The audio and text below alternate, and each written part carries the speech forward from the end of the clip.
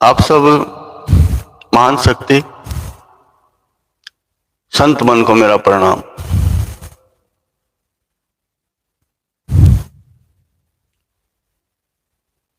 हम हमेशा जीत की तरफ ही अग्रसर होना चाहते हैं, लेकिन जितनी सहजता आपके भीतर होगी, जितनी सहनशीलता आपके भीतर होगी, उतना आप आगे बढ़ते जाएंगे। जीत सुनिश्चित होती है। जीतना किसको है? जीत और हार का तो कोई मतलब नहीं है, मात्र पाने की चाहत है। पाना तब होगा जब हम खो जाएंगे, जब हमारी रुचि हो जाएगी। आप सबकी ध्यान में, परम में, स्वयं में रुचि है, यही आपके लिए बहुत बड़ी उपलब्धि है। दुनियादारी जिस चाल में चलती है, भेड़ चाल में, वो विपरीत है। ध्यान, स्वयं को समझना, जागना, ये आपके लिए सौभाग्य की बात है कि आप की चाहत सुंदर है, कुछ करने की इच्छा है। आप एकदम चाहें आसमान को मुट्ठी में करना तो नहीं हो पाएगा। आप चाहें कोई पूर्ण सफलता तो नहीं हो पाएगा, लेकिन धीरे धीरे एक एक ईंट से महल बनता है, आपका घर भी बनता है।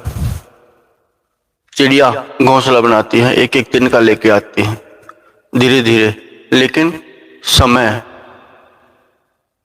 की बद्धता वो जानती है कि समय तक आपका कार्य पूरा होना है। अपना समय निर्धारित करने के बाद ही आप आगे बढ़े। एक एक विचार से ग्रंथ लिखा जाता है, एक एक विचार से इतिहास लिखा जाता है। आपके भीतर आए सभ्य विचार, आपके भीतर आए सुंदर विचार, आपके भीतर झरना झरने लगे। इसके लिए आपको सहज होना पड़ता है और सहज होना पड़ेगा। आप अग्रेसिव रहें, आप उगर रहे हैं तो आपके पल्ले कुछ नहीं पड़ेगा। आज का अनुभव आप जो करते हैं, बीते हुए आज में जो अनुभव करते हैं, वो वर्तमान के आज में उससे बेहतर आपको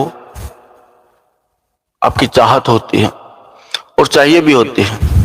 कभी कभी डगमग भी होते हैं जब सूक्ष्म शरीर में मन चला जाए, फिर आपकी सफर भी शुरू होता है। लेकिन जब तक सूक्ष्म शरीर ही नहीं होगा, मन भी नहीं होगा। आनंद का अनुभव आप करते हैं, लेकिन कुछ देर बाद वो अनुभव चला जाता है। अगर आपकी बुद्धि करती है, आपकी इंद्रियां करती हैं, तो अधिक देर नहीं ठहरता। लेकिन जब आप स्वयं, एक आत्मा, एक ब्रह्म जब अनुभव करता है, तो उसके लिए आपकी जो लगन होती है, जो कोशिश होती है, वो अनुभव आपके भीतर सदा रहते हैं।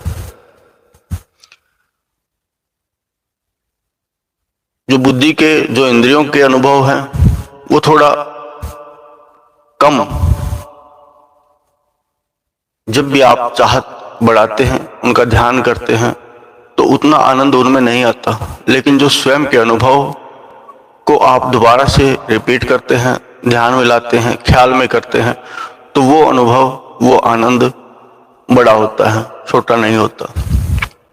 आपकी चाहत एक ही है, किस प्रकार आपका विलय हो। उसके लिए आपको स्वयं को सहज करना होगा। जब स्वयं को सहज कर लेंगे, सहज करके जब किसी भी परिस्थिति को आप समझना चाहें, तो सहज होकर ही समझ सकते हैं। इस जीवन को, इस जन्म को समझना चाहे तो सहज होकर ही समझते हैं। मृत्यु का भेद भी आप जानते हैं तो सहज होकर ही अनुभव करते हैं। ध्यान एक मृत्यु है, मृत्यु एक ध्यान है। ध्यान एक मृत्यु है, मृत्यु एक ध्यान है। आप उसको समझें और समझने की चेष्टा आपके लिए बहुत सुंदर है। परम को समझें, प्रकृति को समझें, प्रकृति का सहयोग, प्रकृति के प्रति श्रद्धा से भरे हैं अगर आप हैं, तो आपका मार्ग सुगम होता है। आप सोच और समझ के कर्म करते हैं और फिर आगे बढ़ते हैं। सोच और समझ के कर्म करते हैं, फिर आगे बढ़ते हैं। ये आपको भी पता है कि इस धरा से आप कुछ लेके नहीं जा सकते। जो यहाँ का है लाखों करोड़ों सालों से वो यही है। ये प्रकृति, ये धरा ऐसे ही चलती रहती है। आप फिर जन्म लेके आते हैं, अपने कर्मों के अनुसार योनि पाते हैं। आप अपने कर्मों के अनुसार योनि पाते हैं। एक साधु, एक पुजारी भगवान के मंदिर में पूजा करता है, लेकिन ध्यान उसका वेश्या के कोठे पे होता है और वो सोचता है कि वेश्या बड़ा आनंद लेती है, लेकिन वेश्या का भाव विपरीत होता है। पुजारी को सुंदर मानती, अच्छा मानती है कि पुजारी रोज भगवान का भजन करता है और तू दलदल में है, तू दलदल में है। रोज शाम के समय वो आरती सुनती है, भगवान का ध्यान और भजन भी करती हैं, लेकिन उसका कर्म विपरीत है। जब गति होती है, दिशा बदलती है, जब सांझ होती है, जाने की होती है, तो पुजारी नरक में जाता है और वेश्या स्वर्ग में जाती है। भेद क्या है? उसका भाव, उसकी प्रीत मंदिर में भगवान में थी और पुजारी की वेश्या में, उसके आनंद में प्रीत थी। इंद्रियों के अधीन पुजारी हमेशा अपने कर्मों को बिगाड़ता रहता है। सामने जो भी कुछ है उसको ठीक से नहीं समझ पाता, सामने जो भी कुछ है उसके प्रति भाव, श्रद्धा, प्रेम नहीं हो पाता, लेकिन एक ही भाव रहता है कि वेश्या बड़ा आनंद लेती है, बड़ा सुंदर जीवन बिताती है, बहुत धनवान भी है, बहुत पैसे वाली भी है। मैं निर्धन भी हूं और मेरे पल्ले कुछ है भी नहीं। तो ऐसे ही हम लोग भी समझते हैं, दूसरे के महलों को देखते हैं, दूसरे धनवानों को देखते हैं, लेकिन उनके भीतर तकलीफें क्या क्या है ये नहीं समझते, उनके भीतर दुख क्या क्या है ये नहीं समझते।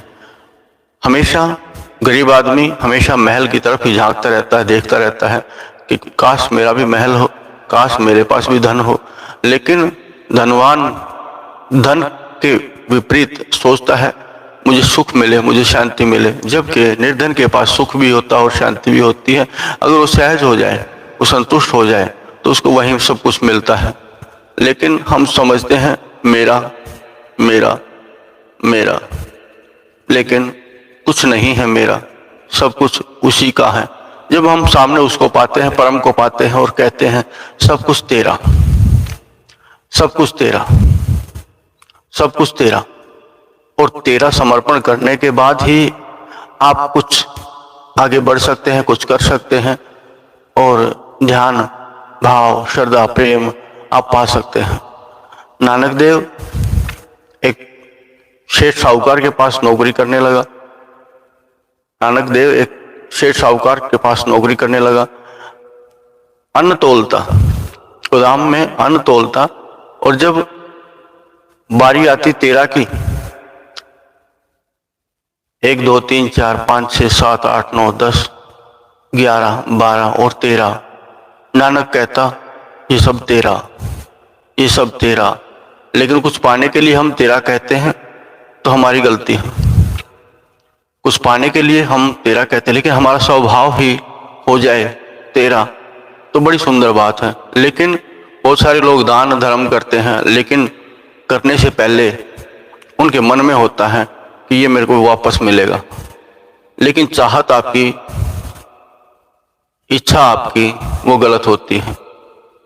हम देने वाले हैं तो देते ही रहें, लेने की, पाने की इच्छा अगर हमारे भीतर है तो वो गलत है।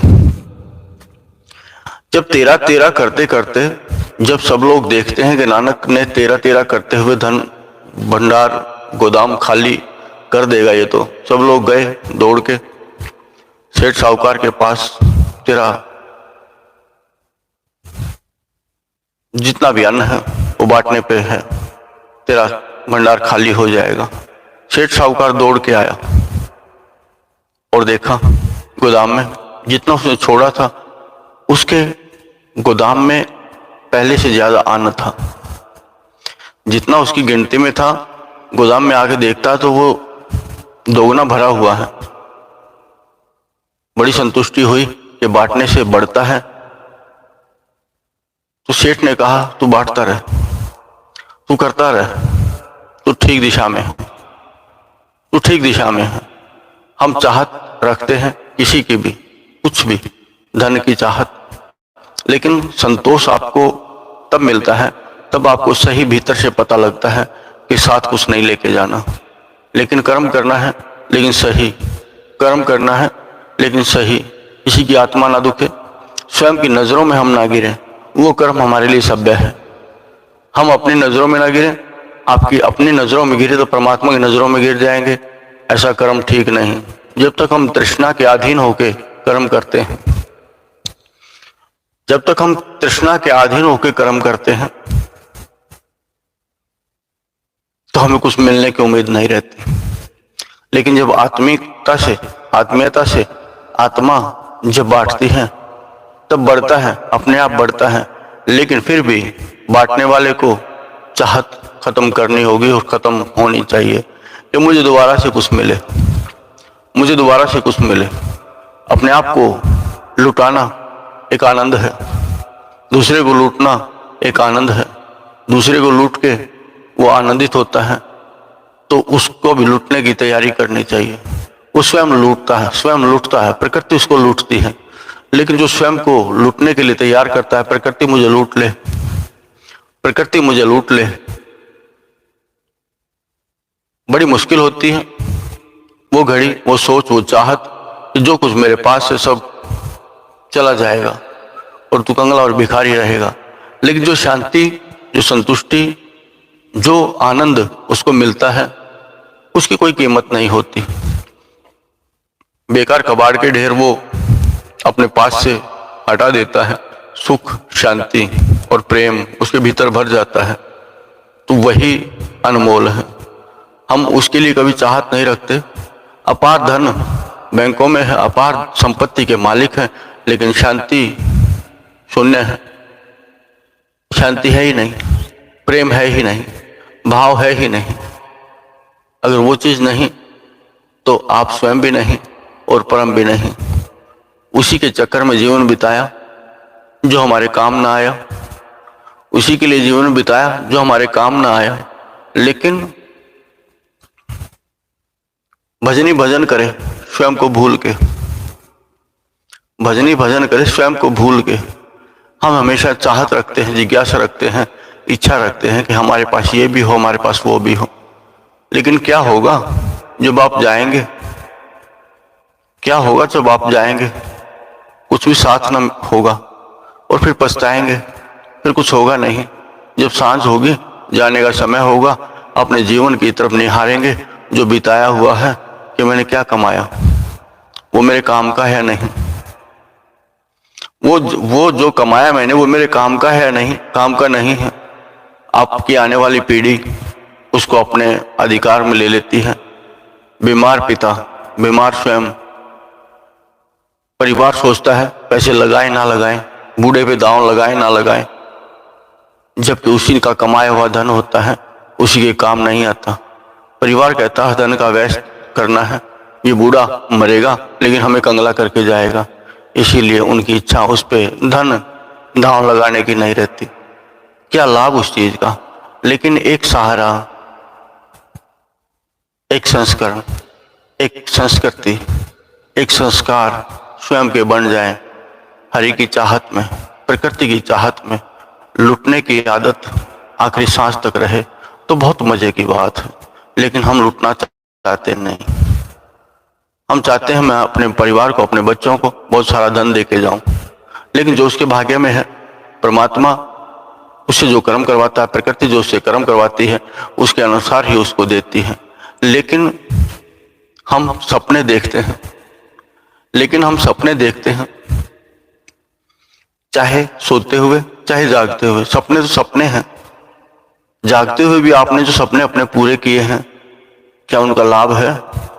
अगर हरि शरण नहीं तो उनका कोई लाभ नहीं, हरि सहारा नहीं तो उनका कोई लाभ नहीं।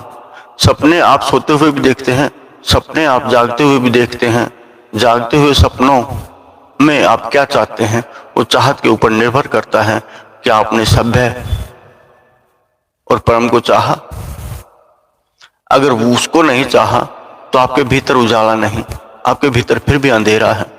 आप लाख संपत्ति कमा लें, लेकिन क्या उस संपत्ति से आपके भीतर उजाला होगा? नहीं, नहीं होगा।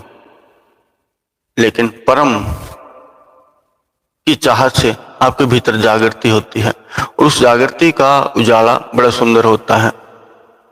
उजाले में रहना, जाग के रहना बड़ी सुंदर बात है। कोई रहे, हमारी तृष्णा तब जागती है जब सामने वाला महल में घूमता है, फिरता है और आप कहते हैं काश मेरे पास भी होता। काश को हटा दीजिए, मुझे जो मिला है उसी में मैं संतुष्ट हूँ। वो संतुष्टि ही आपके सुख का आधार है। जो मुझे मिला है मैं उसी में संतुष्ट हूँ। बहुत सारे लोग होते हैं अपने घर परिवार, अपने बच्चों में, अपनी पत्नी में जो चाहते हैं वो नहीं मिलता, लेकिन उसको निभाने से भी वो डरते हैं। लेकिन धर्म आप निभाने योग्य हैं तो पत्नी भी अवश्य निभाएगी। अगर आप नहीं निभा सकते, उसके प्रति ईमानदारी वफादारी नहीं कर सकते, तो पत्नी भी ईमानदारी वफादारी से वहीन होगी। तो इसलिए अपने धर्म कर्म, अपने फर्ज और जिम्मेदारी को ठीक से समझें। अपने घर को, अपने परिवार को सुख में करें, वहां से सुख की शुरुआत होगी और दुनियादारी में भी आप सुख ही चाहेंगे। दुनियादारी में आप सुख ही चाहेंगे। निरंतर आप अपनी जो इंद्रियां हैं उसी के अधीन होके सुंदर भोजन के चाहत में, तलाश में आप जुटे रहते हैं। जो मैंने बीते हुए आज में जो स्वाद लिया था, आज उससे बेहतर स्वाद में लेना चाहता हूँ। आपकी हर एक इंद्री यही चाहती है, आपकी हर एक इंद्री यही चाहती है। जो मैंने आज बीते हुए आज में देखा है, मैं आज उससे बेहतर देखना चाहता हूँ। जो कर्मेंद्री भी तो ज्ञानेंद्री के दिशा निर्देश में चलती है। आपकी कर्मेंद्री, आपकी ज्ञानेंद्री अनुभव करती हैं, लेकिन आज का अनुभव उससे भी सुंदर आपका होना चाहिए। वही अनुभव अगर भीतर स्पर्श कर जाए, भीतर से आप लें, आप बाहर से लेते हैं लेकिन भीतर तक। हमेशा आपकी त्वचा को आप शीतल जल में स्नान करते हैं तो आपकी त्वचा पे ही शीतलता का अनुभव होता है, लेकिन आप अनुभव करें कि भीतर तक शीतलता गई है, भीतर तक सब कुछ शीतल हो गया, आनंदित हो गया है। वो स्नान है, वो स्नान है। आपकी त्वचा का स्नान कोई स्नान नहीं, भीतर तक की तृप्ति, चाहे भोजन से हो, चाहे भजन से, चाहे किसी भी इंद्रिय के चाहत से हो, लेकिन भीतर की तृप्ति होनी चाहिए। कोई भी कार्य करते हैं लेकिन भीतर का आनंद के लिए हम करते ही नहीं। बस चटपटा खाया, मुंह जला, मुंह की इंद्री और आप निकल लिए। लेकिन भीतर से चाहत जब होगी, भीतर की चाहत जब होगी, भीतर की चाहत आपको बताएगी ये चीज नुकसान की, ये चीज नहीं लेनी चाहिए, नहीं खानी चाहिए। लेकिन भीतर वाले से आपको कोई संबंध है ही नहीं। भीतर वाले से संबंध होना जरूरी है, आपके मन से संबंध होना जरूरी है। मन बाहर फिरता रहता है, बाहरी समर्थ आपको बनाता रहता है, लेकिन भीतर की समर्थता आपके लिए बेहद जरूरी है। आप लोग देखते हैं आपका ध्यान, हम अपनी जिम्मेदारी से भागते हैं। जो जो जिम्मेदारियां आपकी हैं, करती प्रकृति है, नाम आपको, आप स्वयं को का नाम रखते हैं। बेटे की शादी, बेटे का जन्म हुआ, बेटे की शादी हुई, आप कहते हैं मैंने बहुत लाड प्यार से पाला है। लेकिन आपने कहाँ पाला है? वो तो स्वयं ही पल गया है।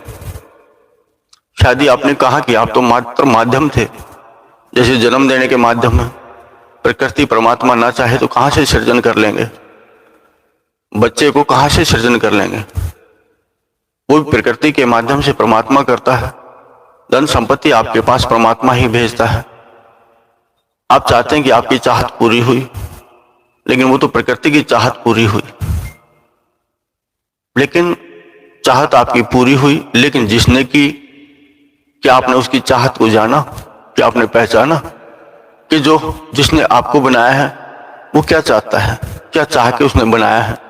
जो वो चाहता है वो आपने कर्म नहीं किया, आप अपना ही जैसा देखा वैसा किया। दुनियादारी में जैसा आप करते हैं, आपके भीतर गुण भरते हैं, वैसे ही आपकी संतान में भी गुण भरते हैं। उसी अनुसार आप पिछड़ते चले जाते हैं। एक साधु का पुत्र साधु बनता है, एक पंडित का पुत्र पंडित, लेकिन गुण वो कमाने चाहिए जो आपके भीतर सुंदरता को बढ़ा दे। आपके भीतर की सुंदरता किस प्रकार बढ़ेगी? आपके भीतर की सुंदरता किस प्रकार बढ़ेगी? सहज होने के बाद, जब सब कुछ ही प्रकृति करती है। आपको जन्म देने का कार्य, आपको मृत्यु तक ले जाने का कार्य प्रकृति करती है। आप सोचते हैं कि आप चाहते रहते हैं कि मुझे ये चाहिए, मुझे ये चाहिए, लेकिन उस प्रकार के आपने कर्म नहीं किए तो कैसे मिल जाएगा? नहीं मिलेगा। उस प्रकार के जब आप कर्म करेंगे, एक क्रोधी जब लड़ाई झगड़ा करता है तो उसको अपने आप को दूसरों के प्रति बहुत द्वेष पहले भर के भीतर अग्नि जलानी होती है, स्वयं को दुखी करना होता है। वो ये नहीं समझता कि इस अग्नि से वो स्वयं भी जलता है, लेकिन फिर लड़ाई करता है, झगड़ा करता है। वो अपनी बुद्धि, तेज बुद्धि से सबको थकाता है, सबको हराता है, सबको विचलित करता है और सबके आगे आगे चल के वो सोचता है कि मैं बलवान, मैं बुद्धिमान, मैं समझदार। लेकिन ऐसा नहीं है, ऐसा नहीं है। आप कुछ भी नहीं है। एक मंद बुद्धि है, एक सुलझा हुआ है। प्रकृति चाहती तो आपको मंद बुद्धि बना देती और मंद बुद्धि को सुंदर तेज बुद्धि वाला। लेकिन प्रकृति का धन्यवाद हमने कभी दिया ही नहीं, परमात्मा का धन्यवाद हमने कभी किया ही नहीं। उसके प्रति आभारी हर पल रहना जरूरी होता है। कितने आप आभारी रहते हैं, कितने आप उससे जुड़े रहते हैं। जब एक पिता छोटे बच्चे के पीछे पीछे चलता है तो छोटे बच्चे को एहसास रहता है कि तेरा पिता तेरे पीछे चलता है।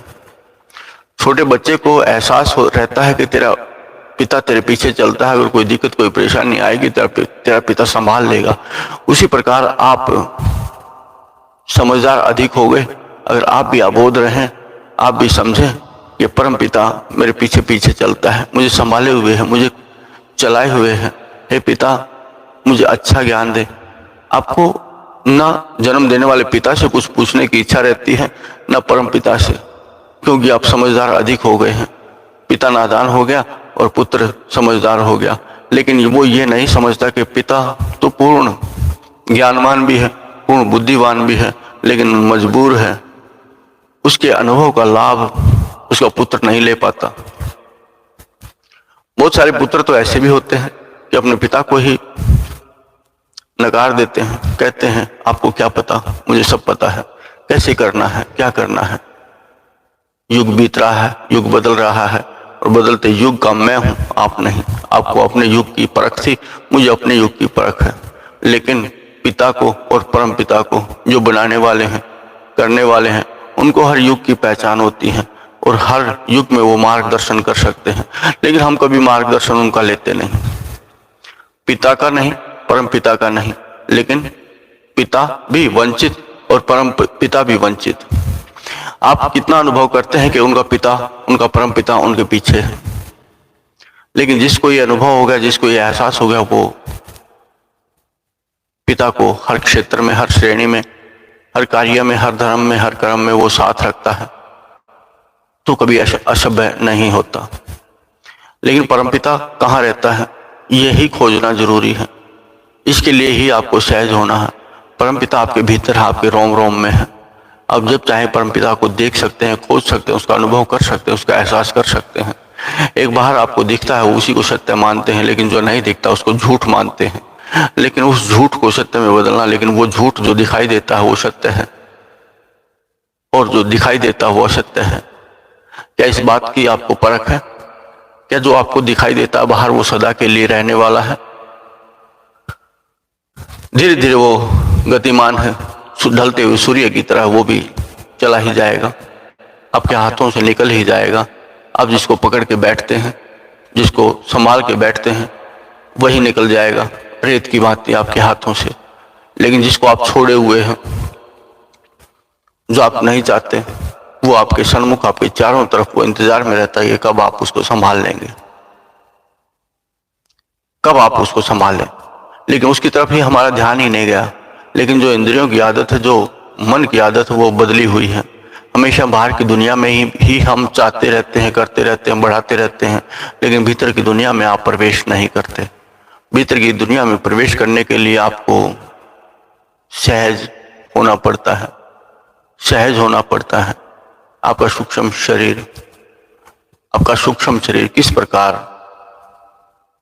आपका मददगार है। बाहर आपने जो भी बनाया है, चाहे वो रेत का घर हो, बालक की तरह बनाया हुआ, चाहे झूठी झोपड़ी हो, वो भी आपके मन की चाहत है। धीरे धीरे आप अपने मन को प्रबल करते हैं और साम्राज्य खड़ा करते हैं। धीरे धीरे आप अपने मन को बढ़ाते हैं और अपना साम्राज्य खड़ा करते हैं। एक राजा के घर एक पुत्र था। पुत्र बीमार था, धीरे धीरे मरण शैया पे वो चला जाता है। डॉक्टर वैद्य देखते हैं, उनकी दशा यही रहती है कि पता नहीं कब उसके प्राण निकल जाएं। एक ही पुत्र और वही मरणासन पे।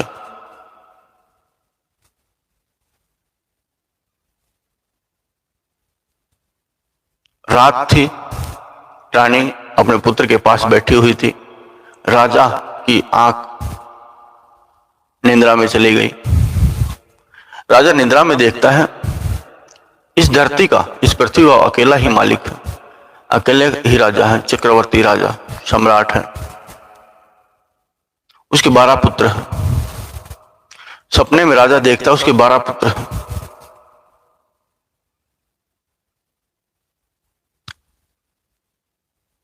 और वो सब सभ्य है, बहुत सुंदर जीवन है, अच्छा जीवन है। एक से एक बढ़कर बलवान उसके पुत्र हैं। बड़ा सुंदर महल है, बड़ा अच्छा महल है, बड़ा अच्छा साम्राज्य है, प्रजा बड़ी संतुष्ट है। सपना चल ही रहा था कि बाहर जो उसका पुत्र के प्राण टूट गए। रानी रोने लगी, राजा की आंख खुली, राजा हंसने लगा। रानी ने पूछा, आपके पुत्र के प्राण चले गए हैं, आपका पुत्र मर गया है, लेकिन आप हंसते हैं। राजा ने कहा, मैं उस बात पे नहीं हंस रहा। राजा ने कहा, मैं कुछ देर पहले 12 पुत्रों का पिता था, मैं चक्रवर्ती सम्राट था, लेकिन जो सपना था मेरा वो टूट गया। क्या वो सही था? क्या ये पुत्र मेरी आंखों के आगे मेरे जागे हुए समय का ये भी एक प्रकार का सपना है। मैं इसको सत्य मानूं या उसको सत्य मानूं? उसको खोने का दुख मनाऊं या इसको खोने का दुख मनाऊं? मैं क्या करूं? क्या वो सत्य था? क्या ये सत्य था? क्या ये सपना नहीं है जो मेरा पुत्र मेरे सामने चला गया? ये मेरी जागती आंखों का सपना है। मैं 12 पुत्रों का पिता था, वो मेरी सोई हुई आंखों का सपना था। क्या हम जागती हुई आंखों से सपना नहीं देखते? एक ना एक दिन क्या वो सपना नहीं टूटता? जागती हुई आंखों का भी सपना टूटता है और नींद में आई हुई आंखों का भी सपना टूटता है। सपने दोनों ही टूटते हैं। इस दुनियादारी में सपने दोनों ही टूटते हैं, लेकिन असल जीवन, असल जन्म को सफल करने वाली परिस्थिति आपके भीतर ही है। भीतर का अनुभव, आपकी जागृति। हाँ, दोनों ही सत्य है, दोनों ही सपने हैं।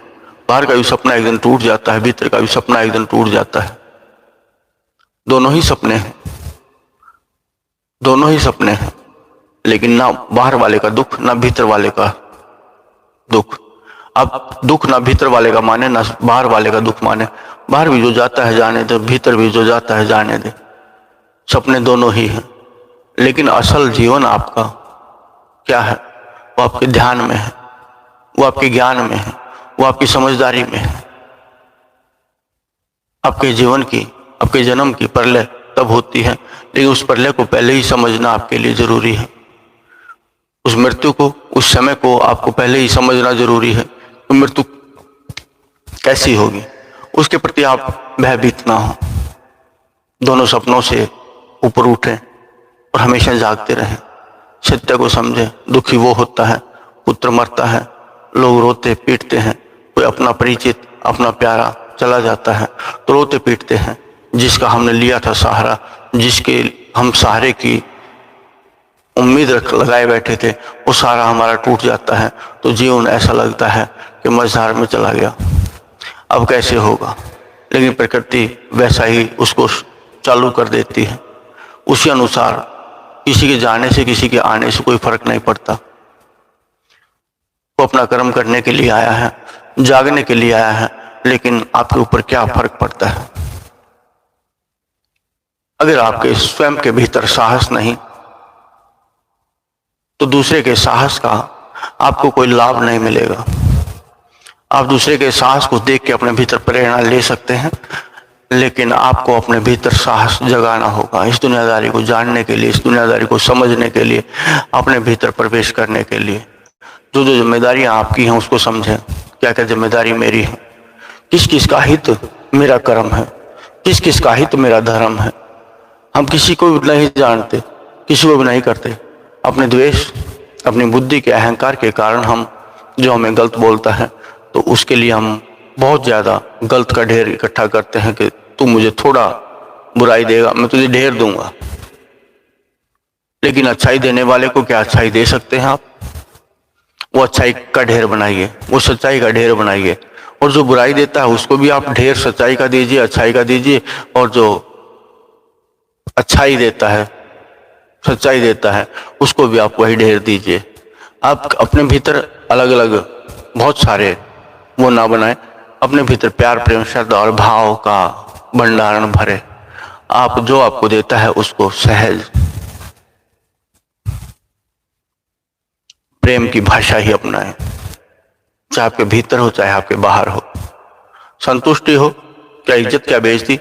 बेइज्जती के चक्कर में लोग मरे जाते हैं, अपराह्न के लिए अपराह्न के लिए बहुत सारे लोग तो मर ही जाते हैं, जो दिल पे लगा लेते हैं कि तेरा बाहर की दुनिया में तेरी बुराई फैल गई, बाहर की दुनिया में तेरी बहुत बुराई फैल गई। बहुत सारे लोग तो उसको मन से लगा के चले ही जाते हैं।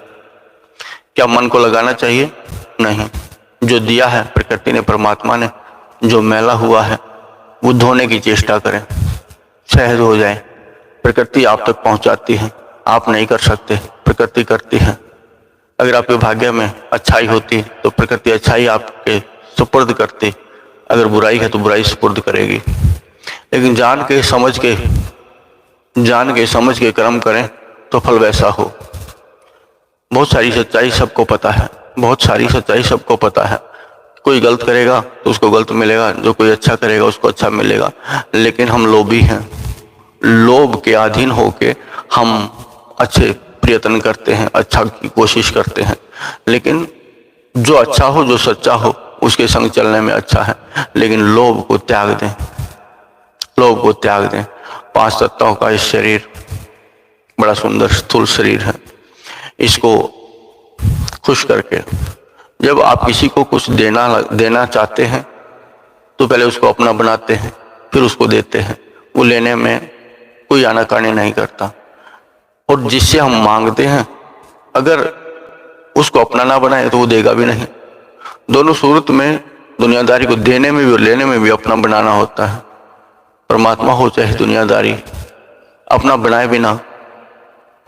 बिना कोई ना आपसे लेगा ना कोई देगा। तो आपके भीतर चाहत किस प्रकार की रहे, आपके कानों में गुंजायमान आपके अनाहत नाद की ध्वनि सुनाई दे, बहुत सुंदर बात है। घंटियों की आवाज आपके भीतर एकाग्रता को दर्शाती है कि आपकी एकाग्रता बड़ी सुंदर है, आपकी एकाग्रता बड़ी सुंदर है।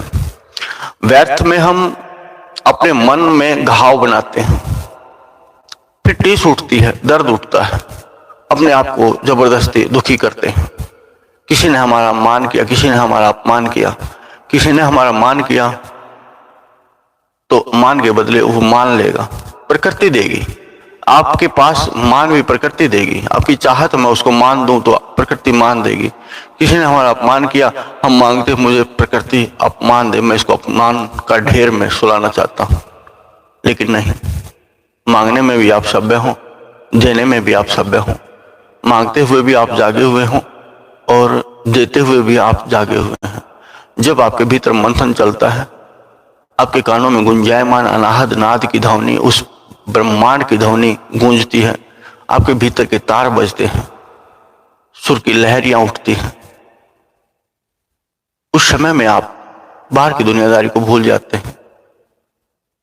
उस समय में आप बाहर की दुनियादारी को भूल जाते हैं और जो दुनिया भीतर है, अपने मन को कहें कि मैं एक नई दुनिया देखना चाहता हूं जो है। जैसे आपके मन ने बाहर की दुनिया को सामर्थ्य किया, वैसे ही आपका मन भीतर की दुनिया को भी सामर्थ्य कर पाएगा। आपको स्वयं को जन्म देना होगा इस शरीर के द्वारा, सूक्ष्म शरीर। देखिए, वो प्रजनन की शक्ति है जो एक माँ जन्म देती है, जननी जन्म देती है, वो प्रजनन की क्षमता है। भंवरा एक फूल से दूसरे फूल तक जाता है, भंवरा एक फूल से दूसरे, उसके पांव के लिपट के उसके जो भी अणु होते हैं वो एक से दूसरे की तरफ जाते हैं और फल की पैदाइश होती है। ऐसे ही आपके भीतर भी सर्जन होता है, लेकिन ये सर्जन आप स्वयं कर सकते हैं। अपने स्थूल शरीर से सूक्ष्म शरीर में जाने के लिए सूक्ष्म शरीर को पहले तैयार करना होता है। आकाश में पहले आप किसी को सहज करते हैं, पहले चित्र बनाते हैं, फिर उसमें रंग भरते हैं। लेकिन वो बाहर की दुनिया में है, लेकिन भीतर की दुनिया में आपकी दृढ़ शक्ति, दृढ़ इच्छा, आपकी इच्छा शक्ति से सब कुछ सामर्थ्य होता है। आपकी चाहत से आपका मन, जैसे बाहर की दुनिया में भी आप मन के द्वारा ख्याल करते हैं, आपका मन वहीं ले जाता है आपको जिसकी आपको चाहत होती है। भीतर की दुनिया में वही सामर्थ्य कर देता है जो आप अपने मन को निर्देशित करते हैं। मन को उस प्रकार जाके निर्देशित कीजिए कि आपको चाहिए क्या, आपको चाहिए क्या, आपको किस प्रकार का संग्रह करना चाहिए, यही जागृति है। किस प्रकार का संग्रह करना चाहिए, यही आपकी जागृति है। लेकिन एक बात और समझने की है, आप किसी सत्संग से जुड़े हैं या किसी परम से जुड़े हैं, किसी ज्ञान से, ध्यान से जुड़े हैं, अगर आप 2 महीने वो ना करें तो सब कुछ माटी में दफन हो जाता है। रिश्ते भी बहुत दिनों तक ना मिलने से वो रिश्ते भी एक प्रकार से खत्म से लगते हैं। लेकिन मिलना जुलना परम से, स्वयं से, तो वो रिश्ते गहरे होते चले जाते हैं। एक सत्संग में एक आदमी 2 महीने ना जाए तो सत्संग फीका पड़ जाता है। लेकिन रोज लगातार संबंध, संपर्क में रहे, संबंध बनाए रखे गुरु से, सत्य के संग से, तो उसका सब कुछ ताजा रहता है। तो उसी प्रकार अगर आपको भीतर से जुड़ना है तो हमेशा आपकी निरंतरता रहनी चाहिए।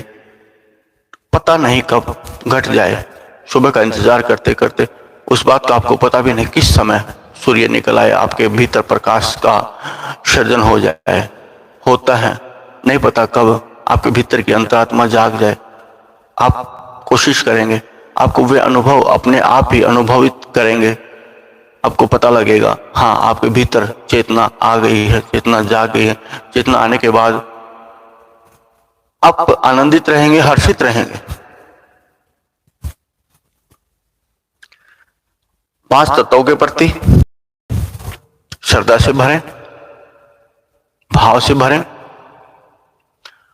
5 तत्वों के प्रति श्रद्धा और भाव से भरें। आज आपके सुंदर कानों में गुंजायमान ध्वनि बड़ी अच्छी लगती है। उन लहरियों के साथ आपका कहीं और जाने का मन नहीं, उन लहरियों को सुनते रहना ही आपका ध्येय है, अच्छा ही है, आपकी चाहत है।